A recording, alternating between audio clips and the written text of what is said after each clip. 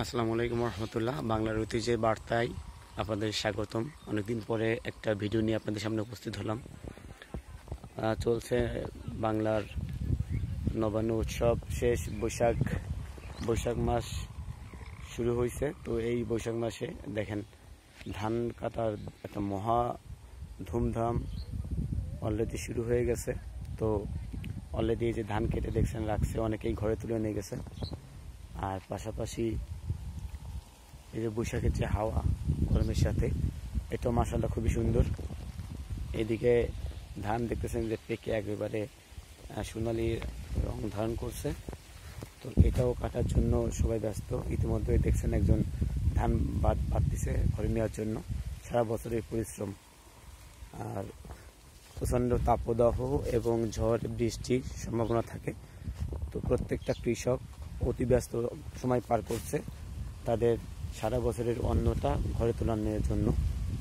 তো দেখছেন এই যে এখানে অলরেডি ধান ফেলে রাখছে, এটা আপনার ঘরে নেবার পালার সময় চলে এসেছে।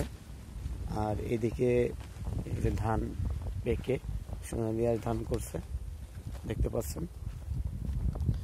এই ক্ষেতটা তো একই অবস্থা, কিছু কাটছে আর ওইগুলো রাখছে, ওগুলো পরিপক্ক হয়নি।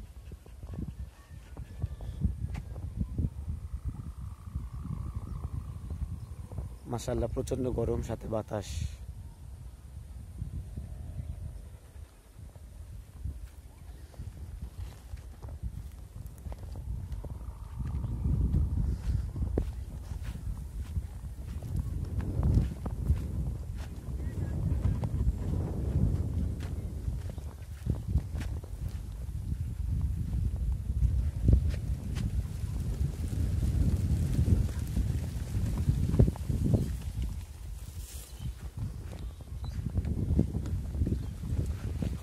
এটা হচ্ছে ঘাস, আপনার গরুকে খাবারের জন্য এটা কৃত্রিম ঘাস লাগা রাখছে ঘিরে পারে।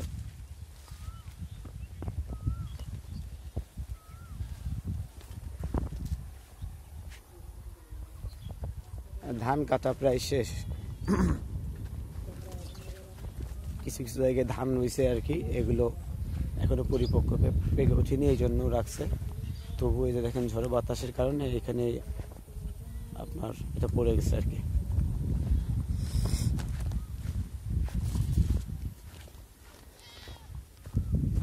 এই ঘের থেকে অলরেডি ধান নিয়ে চলে গেছে আর কি।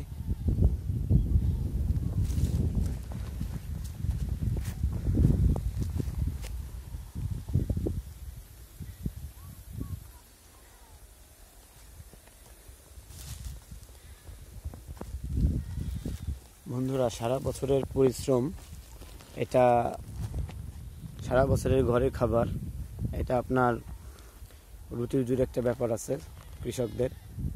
তো তারা 3 মাস কষ্ট করে এবং সারা বছর কিন্তু তার সুখ পায়। তো অতি ব্যস্ততম সময় পার করে যে যেমনভাবে পারছে তারা কিন্তু ফসলটা ঘরে নেওয়ার চেষ্টা চালিয়ে যায় সবসময়। তো এই হচ্ছে আমাদের গ্রাম বাংলার ঐতিহ্যের সর্বশেষ আপডেট। তো ভিডিওটি ভালো লাগলে অবশ্যই লাইক, কমেন্ট এবং শেয়ার করবেন।